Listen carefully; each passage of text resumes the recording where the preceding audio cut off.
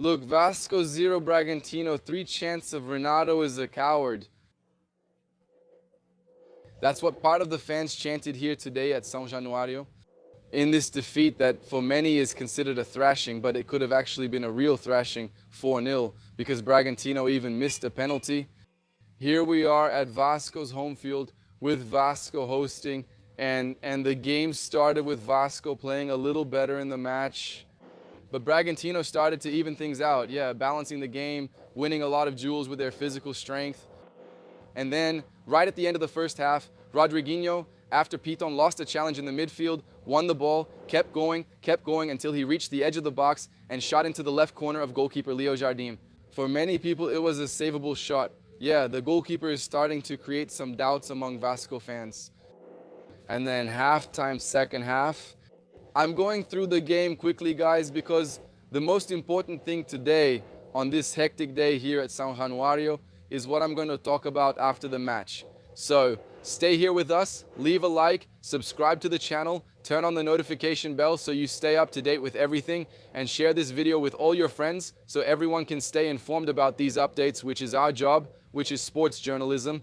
Well, in the second half, right at the beginning, Moschera, who is a very important player for Red Bull Bragantino today, won the duel. There on the left side of the attack, he went to the end line, crossed it low, and Isidro Pita increased the lead 2-0 for Bragantino. Vasco lost control. Vasco couldn't create anything. Quite the opposite. Bragantino was the more clear-headed team, getting more and more clear-headed, knowing exactly what to do with the ball at their feet, finding passes. A much more organized team than Renato Gaúcho's team. And then, already heading into the final stretch of the game, they managed to make it 3-0.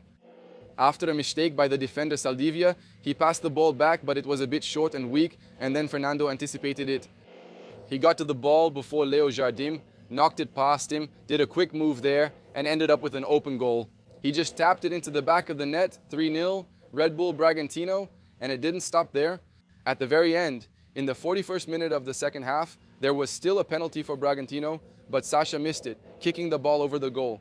It could have been a thrashing, really, for anyone who still wonders if 3-0 is a thrashing or not.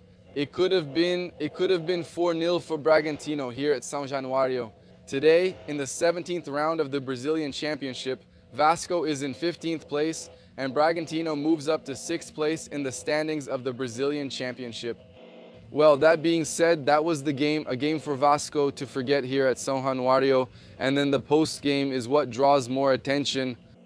But before I go on, I'm going to ask you again to leave a like, to subscribe here to Lance, and to share. Activate the notification bell, share with your friends, because that really strengthens our work. Well, once the game ended, all of us journalists here, we headed to the mixed zone area, which is where the players pass by after leaving the locker room. And this mixed zone, it was taking too long, and rumors started that Renato Gaúcho had already resigned in the locker room.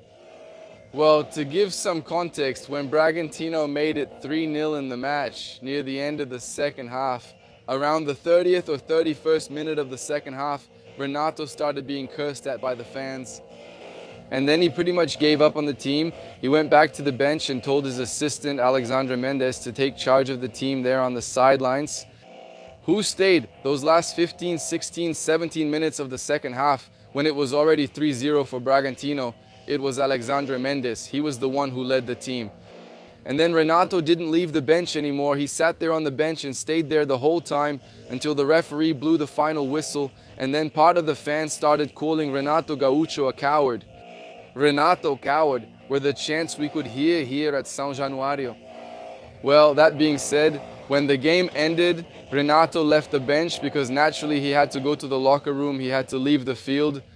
When he leaves the dugout, as the players call it, when he leaves the bench, the fans start cursing at him even more, and then he turns to the crowd and gives a thumbs up, maybe a bit ironically, right? To the fans, and the fans go crazy, they start throwing cups onto the field, trying to hit him. So it became a very tense atmosphere for Renato Gaúcho. And then, like I said, since it was taking a long time for the mixed zone to get underway, since the players weren't leaving the locker room, it took way too long. We started hearing rumors here among the press that he had resigned in the locker room, and that's why it was taking so long, that Pedrinho was there trying to handle the situation, trying to make him change his mind, trying to make him reconsider.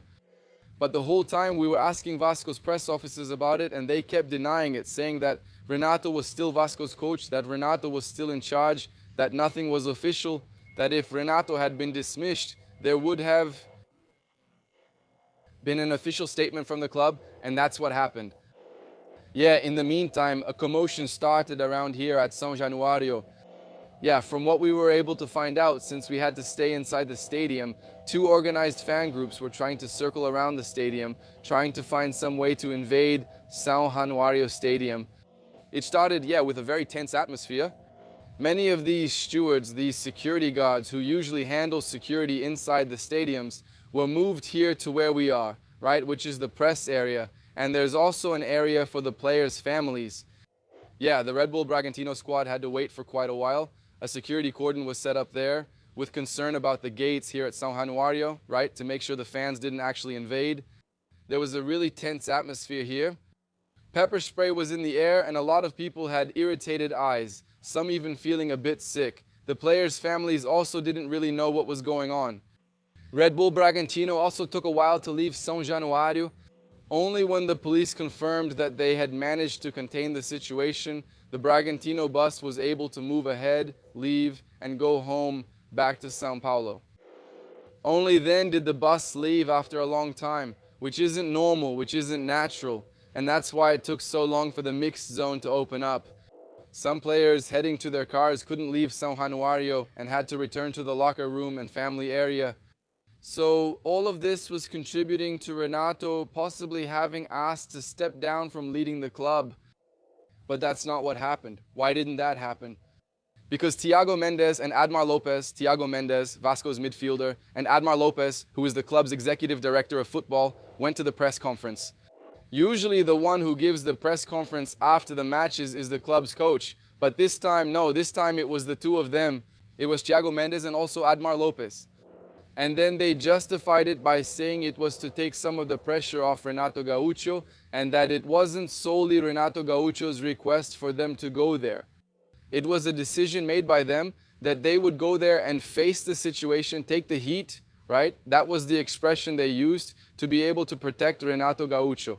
Renato, in fact, wanted to go to the press conference as usual, but the group there thought it would be better this way, that it should be Thiago Mendes and also Admar Lopes, that they should be there representing Vasco.